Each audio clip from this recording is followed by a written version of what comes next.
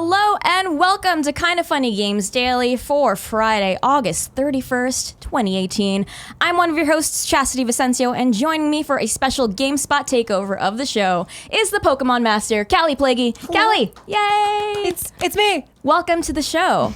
So I've been here a couple of times. This is my first time in the host seat, but Kallie, we're both from GameSpot. We are. Let's tell them what we do. I run the GameSpot Universe team for video, so that's all things entertainment. I'm also a host. But Kallie, what do you do at GameSpot? I just got a promotion. I'm now the reviews editor at GameSpot. That's my girl. So now I'm very busy. What does that entail? It's a lot of editing, a lot of logistics, which I like, figuring out who can do what based on what embargoes, all that. A lot of editing again. Yep. Yeah, it's a lot of work. I'm happy they let me loose to be here today. That's great. Yes, I'm also happy you're here with me, my partner in crime, my work wife, Kallie. We go back many years. We were at IGN together, and now we're at GameSpot. All the way back. Yeah, all the way to back. those years. To those years, yeah. What are you playing now? So are you reviewing anything? I just reviewed Little Dragon's Cafe, which probably I feel on silly. It's by the Harvest Moon creator. So I reviewed that game. It was you can check that out on GameSpot if you want. It went up this morning, and then I'm still playing a lot of Dead Cells. Well, I beat it, and now I have to. I will never be free. I'm going to start that this weekend. Am I falling into a trap? You just had a birthday. I did. Just yesterday was my birthday. Thank you very much. When you got Dead Cells for your birthday. I did, yeah. Thank you to my boyfriend, James Duggan. So I'll be playing that on the Switch. But if you didn't already know, this is Kinda Funny Games Daily. Each and every weekday on a variety of platforms, we run you through the nerdy video game news you need to know about. You can be part of the show by writing into kindafunny.com/KFGD. Give us your questions, comments, bad PSN names, and everything else, then watch us record it live on twitch.tv/kindafunnygames. If you watch it live, go to kindafunny.com/you'rewrong. Tell us what we screw up as we screw it up so we can set the record straight for everybody watching later on youtube.com/kindafunnygames and listening on podcast services around the globe. All right, housekeeping first. So Human Fall Flat sponsored this week's party mode to promote their new multiplayer mode that's new to console, which is now up on YouTube, youtube.com/kindafunnygames.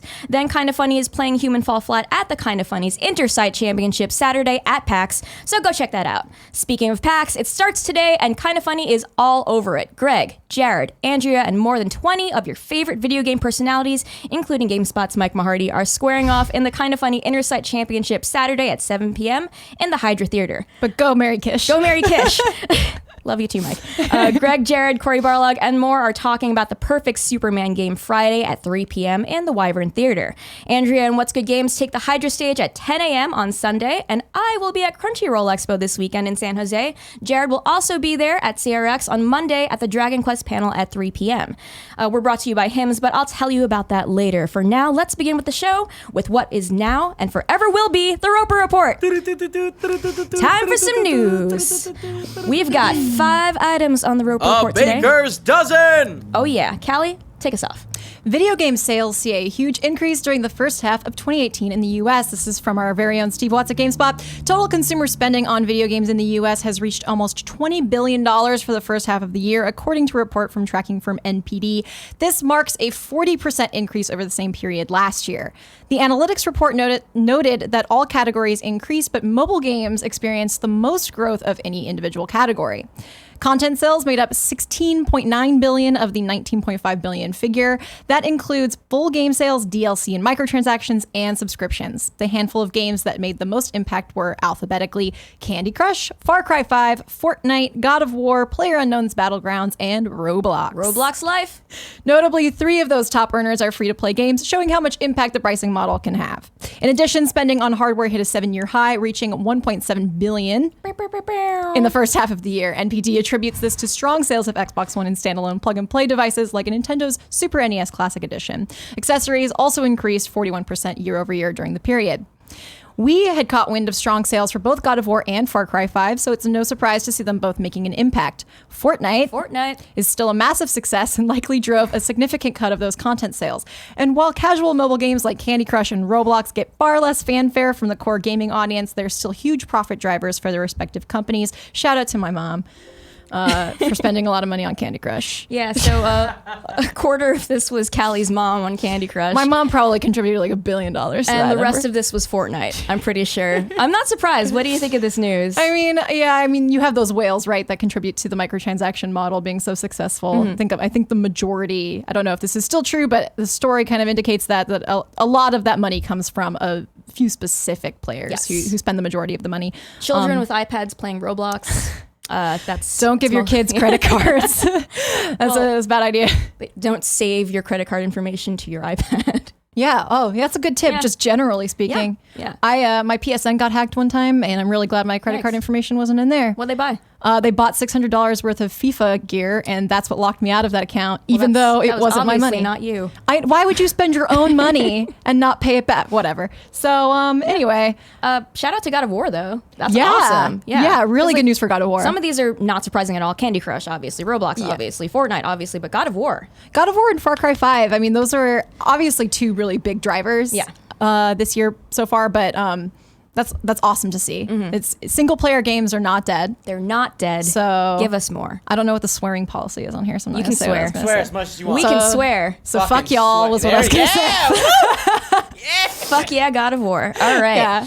On to the next story. Number 2 on the Roper Report, Xbox Game Pass new games for September 2018 announced. This is from our buddy Eddie Makuch at GameSpot. I hope you're noticing the pattern here. It's almost September.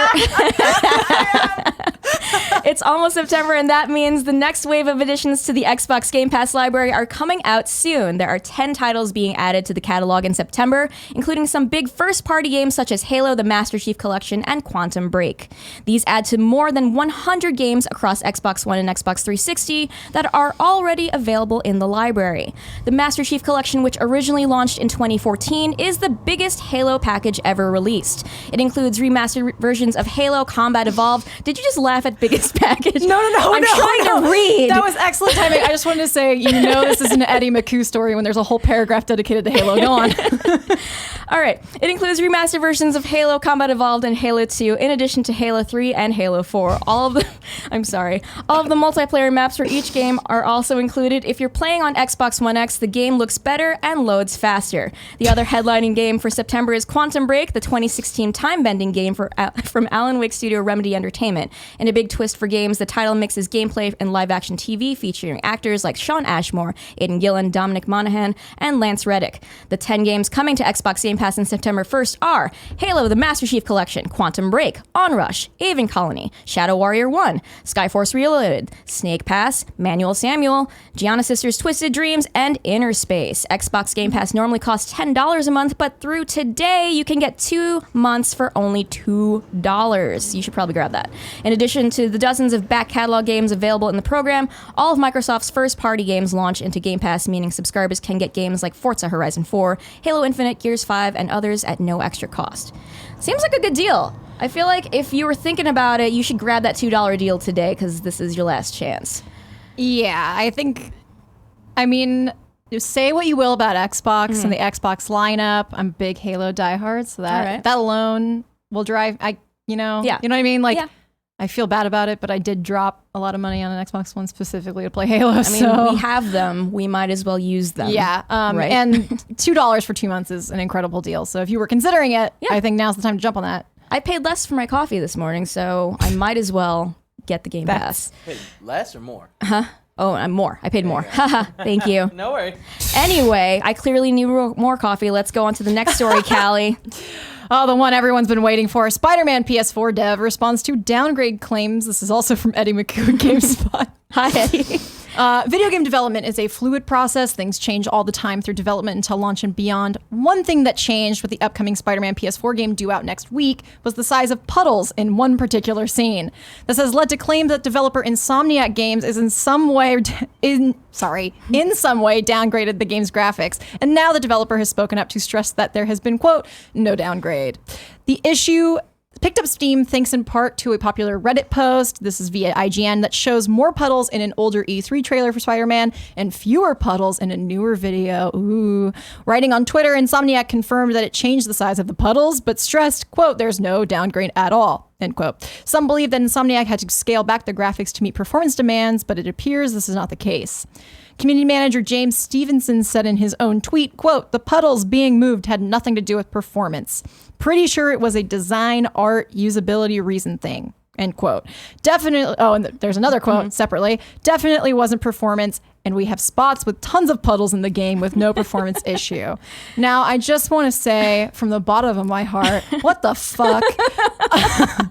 Give us bigger puddles, goddammit! Oh my god! Why was this such an issue yesterday? What a non-issue! This is a completely non-issue. I don't know, guys. I bought it because I wanted those big puddles. Completely non-issue.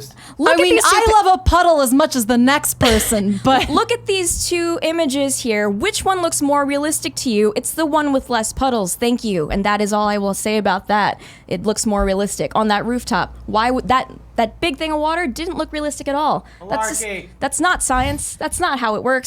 Anyway, he just invented a new word, Watergate. That's cool. Puddlegate. Anyway, multiple people wrote in about the puddles. They had a lot of feelings, but we're going to read the most enthusiastic letter from Jeff. Thank you, Jeff. Thanks, Jeff, for sending this in. So he said, "But whoever is hosting while the others are at PAX, I need your best angry Greg voice for this one. It goes out to my video game loving brothers and sisters. I'm going to try my best. Fucking puddles? Are you fucking kidding me? This game is fucking gorgeous and it's motherfucking Spider-Man. We're at a point where Insomniac has to issue a statement about downgrading when all they should be doing is accepting praise for what's looking to be the Spider-Man game we've dreamed of. And CD Projekt Red has to go through so much trouble to reassure our delicate sensibilities that what we're seeing isn't final. Who cares? So what if it's different? They are still ending up looking amazing. Some games take longer than others. In a world where remasters in 4K, the ones that are fun to play are all that matter. Is it fun to play? Then who cares? How is it supposed to look or even how it looks? Spider-Man, Tomb Raider, Mario Party, AC Odyssey, COD, Red Dead, Fallout 76, Battlefield, Just Cause 4, Smash, and that's just the rest of this year. Have you seen Q1 2019? Video games are fucking cool. What a time to be playing. Much love to everyone at Kind of Funny. Love everything you do. Please respect your chickens, Jeff. Thank you, Jeff, for that impassioned letter. I couldn't have said it better myself, Jeff. Yeah, that's it. What else is there to say? Jeff put it all out there for us. Why get a hobby, man? Let's move past the puddles. All right, Kallie, what's next? Oh, here we go. PS4's exclusive Destiny 2 Forsaken Strike, Exotics, and more revealed. This is from Jordan Ramee at none other than GameSpot. Sony has revealed the timed exclusive PS4 content included in the upcoming Forsaken expansion for Destiny 2. If you own Destiny 2 on PS4 and you buy Forsaken, you'll get access to a new armor set for each class, an exotic weapon, a ship, and a strike. This content will unlock for Xbox One and PC players sometime in fall 2019. Sony Interactive social media manager Justin Mason-Gill detailed the PS4 exclusive content on the PlayStation blog. In terms of armor sets, players will receive the Thorium Holt for Warlock, Red Moon, Phantom for Hunter, and Mimetic Savior for Titan. All three have very muted default color schemes of black and silver, although Red Moon Phantom does have splashes of vibrant blue and red. Ooh, Spider-Man much? Ooh. The new exotic weapon, Wave Splitter, fires an energy beam that can be shot at 3 different power levels. Holding down the trigger increases the laser's size and damage output. Collecting an orb of light immediately powers the Wave Splitter to full strength, so keep that in mind if you add the firearm to your loadout. The new ship is called the Great Beyond, which is described as such. You ready? Quote, "It comes from an undiscovered county from which no explorer has returned." Country. Thank you. From which no explorer has returned until now. Don't know why it would be a county. This is a space game with lots of planets. The new strike, titled Broodhold, pushes you to further explore the furthest depths of the Tangled Shore to destroy a hive infestation. The mission ends with a fight against the nightmarish Hive Brood Queen. Finally, Destiny 2 is currently free on PS Plus if you want to pick up the game prior to Forsaken's launch on September 4th. We will find out the rest of the PS Plus games next week. Got it. So you've covered a lot of Destiny 2 for us at GameSpot. I sure have. So what do you think of this story? I mean, I played the original Destiny on Xbox. Mm-hmm. I'm playing Destiny 2 on PS4. Are you going to play Forsaken? Yeah, my plan is that I will be reviewing Forsaken. Mm-hmm. That is a very arduous process, as you might not know. I think that we have a question about that. We'll get that to that in a little bit. But I mean, exclusive content is just something to entice people. It's not something that would... I mean, adding another strike is nice because eventually you're going to run the same strikes over and over again. Just hit a wall with that. Mm-hmm. And so having something new to do is welcome. The exotic sounds really cool, but I mean, if you're playing on Xbox, I wouldn't sweat it too much. I am excited to check out Forsaken generally, though. Yeah. They launched the weapon changes ahead of the release, so that's live now. Yeah. I'm a lapsed Destiny 2 player, but I played the shit out of that game when it first came out. We were playing together as a clan at GameSpot, and I was just playing that every day after work for like maybe a month or half straight, maybe 2 months straight. But I haven't returned, and I think that Forsaken is the thing that finally is causing me to want to return to this game. Yeah. But I'm also worried about leveling. So Yeah, I don't know if I'm where I need to be, and don't know if I'll be able to catch up. And also Spider-Man comes out next week. So what do I do? Yeah, I'm a little worried about that too. We'll see how that goes. Yeah. I'm honestly a little scared. I will say I maintain that Destiny has some of the best shooting I've ever experienced in a game. So, and I played a lot of shooters. So that said, I enjoy the feel of it a lot, and that's what I think makes a lot of that repetition work for me. And I'm looking forward to the changes they're launching with this. And which class do you play? I'm a hunter. Nice. I am main a hunter. warlock, because of course I am. That's on brand. Yeah. Okay, what's next? All right. Gold Mega Man figure is only $21,667. This is from Brian at Kotaku, Brian Ashcraft. Capcom is releasing a 3.2-ounce solid gold Mega Man figure measuring nearly 4 inches tall. It costs 2.4 million yen. That's almost $22,000. If that's too much money, 4Gamer reports that Capcom is releasing a 0.7-ounce, 2.3-inch solid gold version for only 690,000 yen, or $6,227. Both What a steal. Right? Obviously better. Both are not only 99.99% pure 24-karat gold, they are also expensive. Pre-orders start today, so that's exciting. It's for the 30th anniversary collector's edition, and it comes with a glass display case, but how much is too much for a figure? Kevin, what do you think about this? Would you buy this? No, God, no. You buy That's this? too much. $600 for a little golden statue? Yeah. I mean, the more I say $6,000. $6,000, not 600. Yeah. No, it was in the smaller one. How much was the Yeah, smaller 6,000. one? The smallest one is 6,000. Yeah. Oh my God. $6,227 for this tiny one. It's No. $22K for the big one. No, thank you. Yeah. I'm good. Yeah.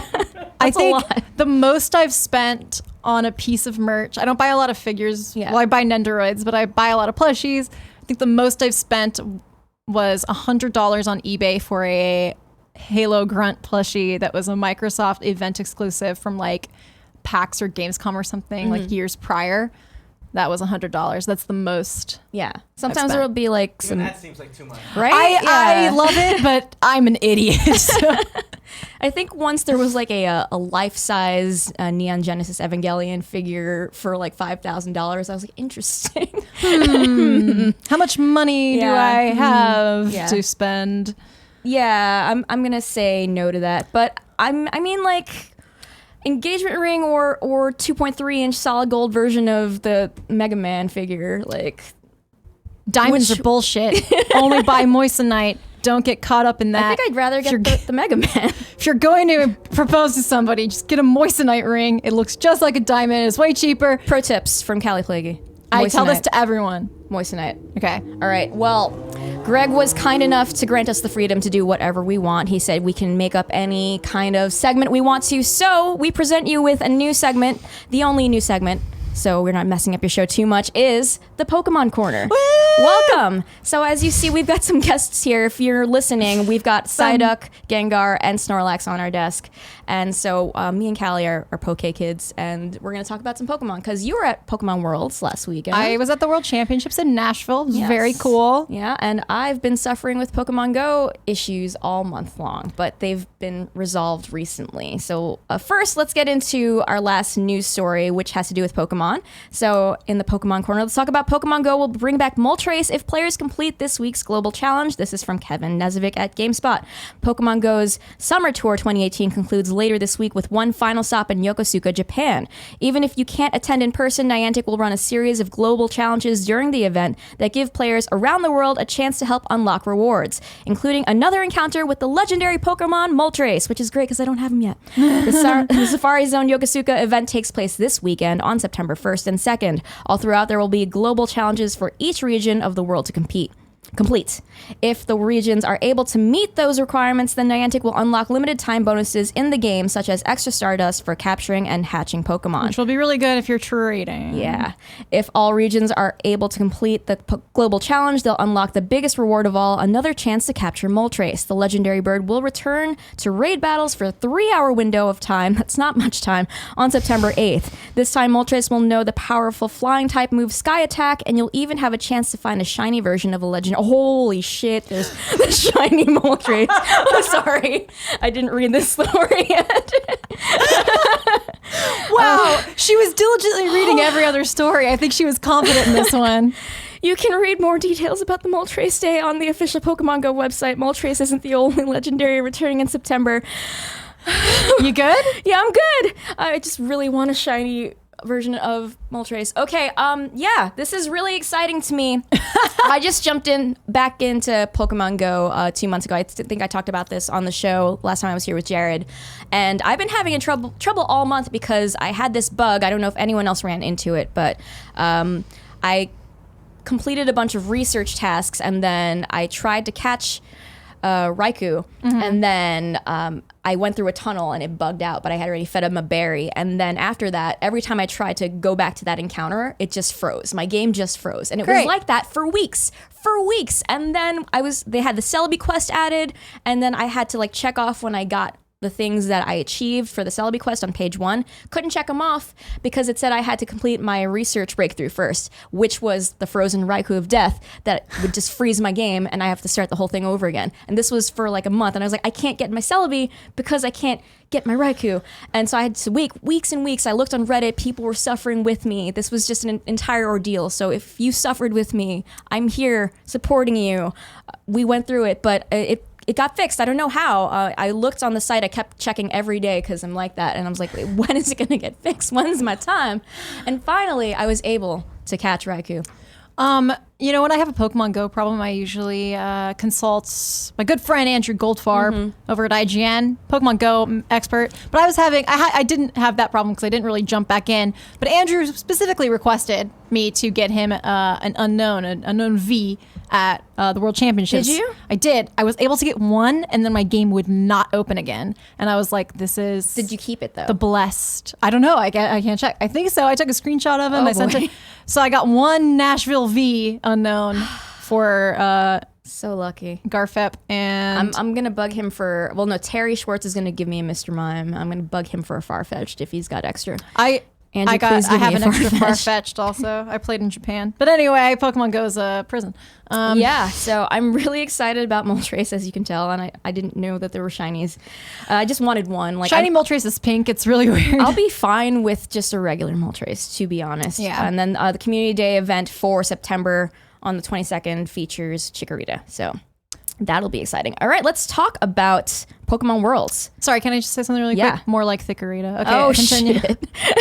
Sorry, I couldn't hold that in. Yes. Pokemon World. So we got a question from Trent. Trent says, hello, Chastity and Kallie. This is more of a question for Kallie. It's kind of weird that I'm reading this now. I saw you went to the Pokemon World Championships this past weekend and was curious about your experience with the event, as well as if there's any events comparable or maybe more enjoyable to you both. Thanks, Trent. So I did go. I love the Pokemon World Championships. This was my 4th one. The first one I went to was in Boston in 2015. Then it was in San Francisco and Anaheim, 2 places I've been before. And then I got to go to Nashville, which is another place I've never been. So tell me about this event. If for people that are unfamiliar, what happens at Pokemon Worlds? So it's a lot of, I don't even know where to begin, honestly. It's the trading card game, the video game, and Pokken tournament are present, or at least were present at Worlds this year. So the first day is a lot of qualifying rounds that aren't streamed. There's some side streams that you can just watch if you're there. There were people gathering around. There's no commentary, so you like really have to know what's going on. I have trouble watching the TCG because I'm a competitive video game player, so I know what's going on with those. But there's side stuff like that. There's side tournaments you can enter. Last year, Casey DeFreitas at IGN and I entered a side battle royale tournament because Pokemon fucking did it first, and we did really well. I got second, she got third. So there's fun stuff like that. You win tickets for those side tournaments, and then there's the main stage, which is split up into this year it was 3 monitors. The main monitor, which is like the main stage host, just running down like sports commentators running down the matches. It'll be split between the 3 different games, and then there's like a side screen that'll have the alternate stream. So there's a ton of stuff going on. You could watch those streams on Twitch, so like you don't have to be there, but the vibe of the event is so powerful. Everyone's like super excited. People lose and they're just kind of like, oh, you know, at least I got to come here. Like everyone's so nice. What were your big takeaways from this event this year? It's interesting. So it's a really positive event for me, so I don't mean for this to sound negative, but one of the biggest problems with the competitive Pokemon scene right now, and I really won't drag on with this, I'm sorry, I know it's like super niche, but there's breeding Pokemon takes a really long time. Getting a team up to a competitive level is a time-consuming process. I have 170 hours in Pokemon Moon, and I think 100 of those are just breeding and like watching Futurama. Like it's really like it's just a very methodical, mindless process. With a lot of planning involved, and then you test a team, and if that team doesn't work, you have to start from scratch. And so a lot of people end up genning their Pokemon. This is something I talked to a lot of players about when I was there. Genning a Pokemon is like using an outside app to alter the save of your Pokemon game and generate a Pokemon with the stats and moves you want and the nature and ability and stuff like that. So people use that for legendaries to get Pokemon that are shiny. There were a lot of shiny Pokemon, and it's like, you're not fooling anybody. If I see you with like a shiny, I don't even know, there was a dude with like all shinies. He had a shiny Salamence and a shiny this and like a shiny, his whole team was shiny. And I was like, bro, there is no way you sat there for like 1,000 hours breeding 4 shiny Pokemon, and then that happened to be the team that was good for you. Like I have trouble believing that. I, however, also sympathize to it because it is so time consuming, and I haven't really been playing competitively because I am not going to soft reset for legendaries. Legendaries are allowed in the competitive meta, and it's just like, you can't breed those, so you have to soft reset until you get lucky, and that is just not something I'm going to do. So that was a big thing that I noticed. I think it's one of those things that a lot of people don't talk about in the Pokemon community. I think it's like one of those unspoken things. But it's really fun. The sportsmanship is really positive. Nice. People are just kind of like, I made top 16 and that's all I wanted. And the last thing is they crowned the first video game Latin American champion ever. And it was crazy. Like the final day, Sunday, the audience was packed, and there was a group of Latin American players who were like doing a cheer for him and really, really rooting for him to be the first Latin American champion, at least in the video game. I think there's been a couple in the trading card game, and it was electric. It was crazy. And like he was just kind of like, he got up, I think he's married and stuff. He's like an actual adult. And he got up and they did an interview with him after he won, and he was like, you know, last year, I just wanted to get to the top 8. I did that. This year, I wanted to win. I did that. And like, I set out to do that for my whole continent. And I'm really proud of that. And that's all I got to do. That's dope. You know, and Respect. he's not even planning to compete anymore. Yeah. He's just like, I did it. I did it last year for Ecuador. I did it this year for Latin America. I'm done. Respect. Yeah. That's awesome. It was awesome. Oh, really? Okay, I have a funny thing actually. Sorry. Yeah. Last thing. I walked in Sunday. I'm going to paint you a picture. Okay. I walked in. I'm like, all right, I got my coffee. I've gone hard the last couple nights in Nashville's bachelorette party district. I'm ready to just chill, drink my coffee, and watch some Pokemon. I got there a little early. The trading card game matches were still happening, which I have a hard time following. And I get in and it's like Peterson versus Peterson. And I was like, whoa, shit, these brothers are duking it out to be the champion. Because it was spelled the same. It was Pedersen. Not like Scott Peterson. Unique, it was like a very unique spelling. More unique spelling. So I was like, well, the Peterson brothers are at it. And I was so excited. It turns out they were not brothers. They were not related at all. One was from the US and one was from like, I think the Netherlands or That's crazy. something like that. And they just happened to have the same last name. It happened to be Peterson versus Peterson. Nice. And Peterson won. So congrats to Peterson. Well, Pokemon is a great game, but I want to know about games that are coming out today, Kallie. If I wanted to know where I could find those games, where would I go? The official list of upcoming software across each and every platform as listed by the Kinda Funny Games Daily show host each and every weekday. Yeah. Jazz hands. All right, Kallie. Out what do we today, got? we have Amnesia Collection, now on Xbox One, Claybook for PS4, Xbox One, and PC, Divinity Original Sin 2 Definitive Edition on PS4 and Xbox One, Naruto Toboruto Shinobi Striker, PS4, Xbox One, PC, NBA 2K19, the Prelude, kind of like a demo on PS4, and the Video Kid on Xbox One. Yeah, and also for new dates, Travis Strikes Again, No More Heroes has an official release date. It'll be launching exclusively for Nintendo Switch on January 18th, 2019. Deals of the day. All right. Nintendo Switch and 3DS games on sale on the US eShop. This is from Chris Reed at GameSpot. The Metroidvania game Axiom Verge is currently half off at $10. Battle Chef Brigade, a brawler meets puzzle game that, I have puddles on the brain apparently, that recently got a big update, is on sale for $12. The adventure games Siberia and Siberia 2 are discounted to $20 each. Definitely try out Battle Chef Brigade. I want to. I've been meaning to. That's on the list. Capcom has dropped the price of Mega Man Legacy Collection to $11.24. It comes very specific. It comes with games 1 through 6 in the series and adds some nice quality of life touches to these old school tough games. Mega Man Legacy Collection 2, which bundles games 7 through 10, is on sale for $15. The JRPG 7th Dragon 3 Code VFD is on sale. JRPG-ass name. Oh yeah, is on sale for $20, down from $30. And 2 remakes of the great DS dungeon crawlers are also on sale. You can get Etrian Odyssey Untold: The Millennium Girl on sale for $10, and the sequel Etrian Odyssey 2 Untold: The Fafnir Night for $15. Check out that full list over on GameSpot. And I'm very excited because there's also a big PS4 flash sale going on at the US PlayStation Store. This is also from Chris Reed at GameSpot. Holler. A new flash sale just went live on the PlayStation Store, and we got some of the discounts you can get between now and September 4th. Bloodborne is on sale for $7, and the Old Hunters DLC is down to $6, or you can buy a bundle of both for $12.24. South Park: The Stick of Truth is $15, and its sequel, South Park: The Fractured But Whole, is $30. Persona 5 Ultimate Edition is $58, down from $115. Get that. Zero Escape, the Nonary games, and Zero Escape Zero Time Dilemma are $20 each. And most importantly, To Kallie.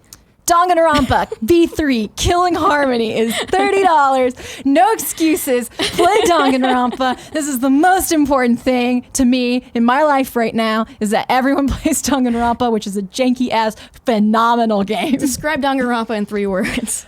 High school murder. Okay, there it is. Play Danganronpa. Also play Persona 5. Yeah, that's And the full list is on GameSpot, as usual. All right, reader mail, but it's brought to you by Hims. So, problem, 66% of men lose their hair by age 35. Thing is, when you start to notice hair loss, it's too late. It's easier to keep the hair you have than to replace the hair you've lost. For Hims.com is a one-stop shop for hair loss, skincare, sexual wellness for men. Thanks to science, baldness can be optional. Hims connects you with real doctors and medical-grade solutions to treat hair loss. Well-known generic equivalents to name-brand prescriptions to help you keep your hair. No snake oil pills or gas station counter supplements, prescription solutions backed by science.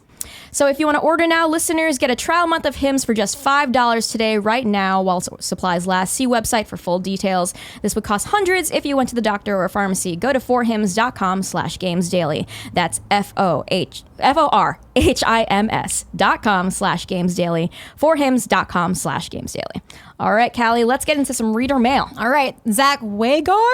Sorry, I'm probably butchering that. Writes in, hello, Takeover crew, Chastity and Kallie. What video game property with the love and respect needed would you want to see adapted for Netflix, Hulu, HBO, or anything of the sort? I love this. I love this question. This is a good one. You read the room really well.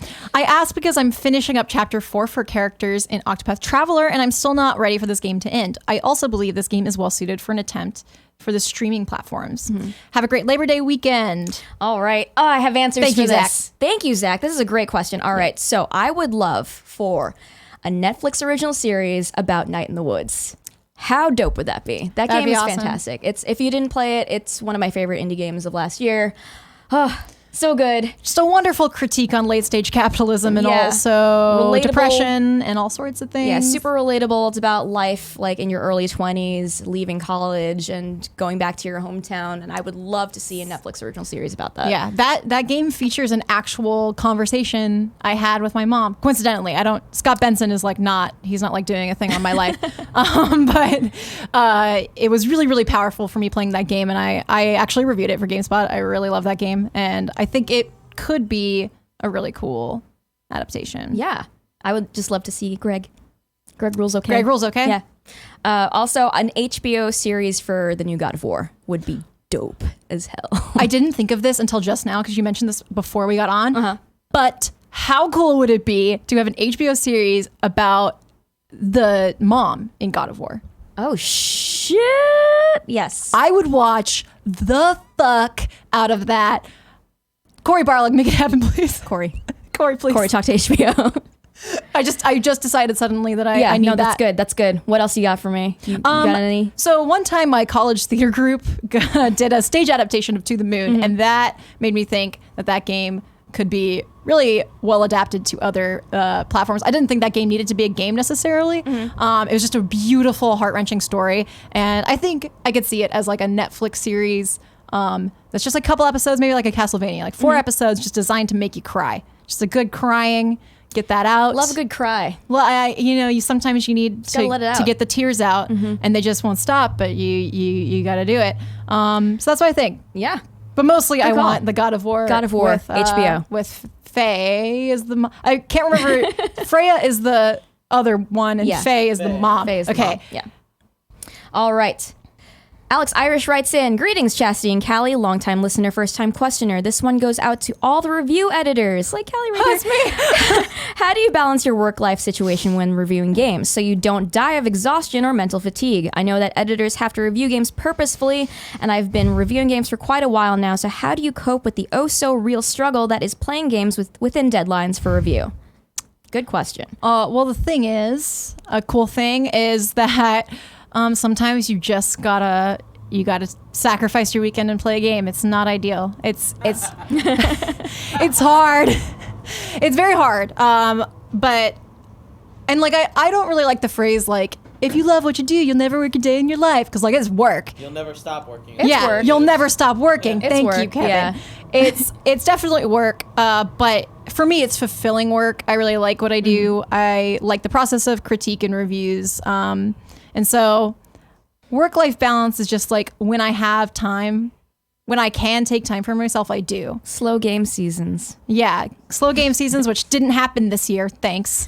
And just like making sure that, sometimes there's things where if it's not done today, like if it's not going to be up by 6 p.m., it can wait till tomorrow. There's some things like that where you just have to learn to prioritize. And it's something we definitely do at GameSpot, which I think helps. I remember my first D3 with GameSpot, Justin Haywald came by and was like, all of you, stop writing, get a beer, time to go, get out of here. And I was like, what? But it was so helpful because it was like, oh, I'm not going to resent this place. Yeah. Like I'm going to keep putting in the work when I need to, when it matters, and always be reevaluating my priorities. And so I think that's how you do it, is you just have to make sure you know what your priorities are. And sometimes, like you'll just be like, I can't finish this game. Like the Little Dragons Cafe review, that game was like 40 hours long, and it was so much longer than I expected. And I didn't hit embargo with that, but that was one that I decided, like this doesn't have to go up right away. Yeah. I'm going to really take the time to finish this game and put it up. And so you just have to do that. Yeah. Just to pull this back, because this was a little inside baseball, but just a big takeaway from this is work-life balance is extremely important. Like work-life balance, you should strive for it, because you will burn out if you just keep working and working and working. You will burn out, and it sucks, and I've been there. So try to find a work-life balance. Take time for self-care. Like even if you don't have time because you have so much work, it's like that's easy for you to say, I have to do all of this, or I'm freelancing and I have to do this, this, and this for these, and these like publications. Yeah. So I say just take time for self-care, just like something that makes you happy. Just budget time in your calendar. Like if you're stacking time for all of these projects, stack time for yourself for at least a little bit a day. See your friends. Yeah. Commiserate with your fellow people in the industry. Take a bath. Do a face mask. Yeah. Pet a dog. The best things in life. Take a break to look at Reddit and look at some good dogs. Yeah. Whatever you need. All right. Next up. Last letter. This is from Luke Lewis. This is a tweet. What features would you want to see in a true next-gen Pokemon title? Hi, you thought Pokemon Corner was over. It's never over. It's never over. All right, glad you asked. Thank you, Luke. And specifically on Switch, sorry. Yeah. I didn't get that far in the question. Okay, I will start. I would like more customization for my Pokemon trainer. I think that would be really nice. I would like a Pokemon trainer that looks like me. But not, yes. But not with turf bangs like they're giving fucking Eevee. Eevee's getting turf Eevee's bangs. bangs are ridiculous. If you don't know what that means, I'm so happy for you. If you don't know what turf bangs are, they're bad. You're so lucky. I can't believe they did that to Eevee. Yeah, more customization. Yeah. Skin tone is a big deal. I want the same skin tone as myself for my Pokemon trainer. Is that so much to ask? Yeah. They started adding more skin tone options, but still not a robust system. Let's just say that. How about you, Kallie? So this ties into what I said about Pokemon World Championships. If you don't know what Pokemon Showdown is, it's an app kind of thing that you can run where you can type in Pokemon stats and the Pokemon you want, and like you can make it shiny or whatever, and you can just battle people on this app, kind of like, it's like a browser-based game type of thing. I think it borders on emulation, but so far it's still going strong. I want an official Pokemon Showdown like competitive mode in a Switch Pokemon game. I want them to curtail all of that little busy work and breeding. I mean, I like the process of breeding, but it's so hard. I think there's a way they could make it better, and I think testing teams in a competitive mode would be really, really cool. So that's what I want from a Pokemon Switch game. Yeah. I want to be catered to. It won't happen. Cater to us. It won't happen, but I can hope. I can dream. All right, guys, thanks for writing in. And now it's time for Squad Up. So we've got Gene on PSN. Best Friends Firewall is out, and by the Hammer of Thor, this game is fantastic. Matchmaking has been a little bit of a challenge. Not sure if it's server issues or the player base. Let's get the fuck together and find the fuck out and crack or protect that fucking laptop. Hit me up. His PSN is Shaft0620. So it's SCHAFT 0620. Those are zeros. Yeah. 0620. I do 02 when I- yeah. So yeah, join up with them. All right. Firewall's awesome. It's so good. Yeah? Yeah. I heard. So Tell big me thing. about it. Yeah, I want to hear about it because I heard that you don't get motion sick, which is a big deal. Yeah, That's a big deal for me. I'm pretty good at not getting motion sick. I've only experienced motion sickness with the PlayStation VR with one game, and it was Robinson the Journey, and that was bad. Oh man, 30 minutes of that, and I was like, oh, I need to turn off all the lights and lay down because I'm real dizzy. Yep. Oof. Yeah. I get motion sick easily. Me too. And Firewall, I had no problems with when we did Really? the demo at E3. That's Wow. a glowing It is endorsement. really fun, and I know Kevin's been playing it recently. I Yeah. can only attest to like the last time I played it, which is I think it was PSX, the last PSX. It's so much fun. It's like It's everything you crazy, want yeah. in Alright. sort of this tactical Rainbow Six Siege VR Yep. game, yeah. Glowing reviews. Everyone is way better than me, but it's such a blast. And that's one of the things when there's a tutorial, optional tutorial you can do, and when you do it, the walking seems weird, but when you're in the moment playing, it just feels so right. Nice. All right. Yeah, glowing reviews.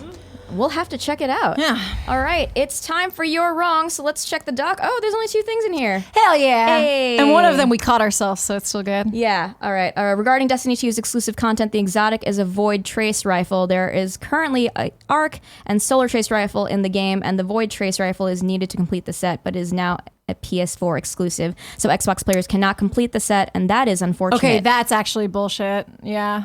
That's from Chitty Chat. Thank you. And then K-Bab says, Freya is the female woman living under the turtle. Faye is the mother of Atreus. Which Thank you. which we worked out. Thank you so, for clarifying.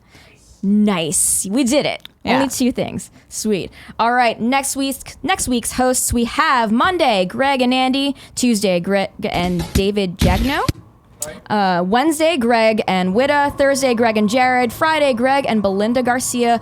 Can you please play us out with some music of our choice? I believe this is provided on Twitter by Monte World Peace. This is you'll recognize see. it. You'll recognize know. it. So please join us in our ending song. And go to GameSpot for all things that you need. We're there. I'm producing all the entertainment content, movies, TV, comics, all the stuff you want to learn about in terms of that entertainment stuff. Just go to youtube.com/GameSpotUniverse. Thank you very much. Follow me on Twitter at Chastity_V. You can follow me on Twitter at InkyDojiko. I can't. INKYDOJIKKO. You can come to me for all review things at GameSpot, as well as anime and Pokemon, obviously, and Animal Crossing. Thanks for having me. Thank you so much to Greg for letting us take over the show today, and thank you guys for watching. I hope I did a decent job in the host seat. Thank you guys for watching. Let's end this with a fusion.